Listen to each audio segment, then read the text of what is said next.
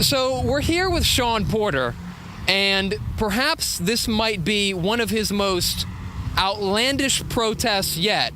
Now, I really can't wrap my head around it, so I'm going to talk to Shaun and see if I can make heads or tails of this situation. Shaun, what in the world are you here protesting today?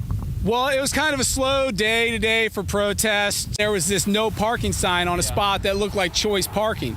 So I decided to park right next to it, get up on top of my vehicle, jump around dressed like a Care Bear, and wave at people as they drove by. Just pull up over the curb, park on the nicely manicured grass, and leak oil out of my Chevy for an hour. Right, well, you figure if this is a public easement, public right-of-way, your tax dollars paid for it anyway. Well, that's my thought exactly. The city of Frederick gets so much of my money from bar tabs and restaurant bills. Right. And obviously... And Freedom of Information requests, right? Yeah. And you don't pay for those. Well, they charge me for Freedom of Information Act requests, and then I don't pay for them because I don't think we should have to pay for our own information. It seems ridiculous, but... Yeah, that's another topic. I think we discussed that one before. We'll do a whole thing on that. Yeah, I'll protest that in the office for the cashier someday. I'll do a protest there, and we'll cover that one. But basically, I'm paying all this money with all these bar tabs. I'm paying all these taxes to the city of Frederick.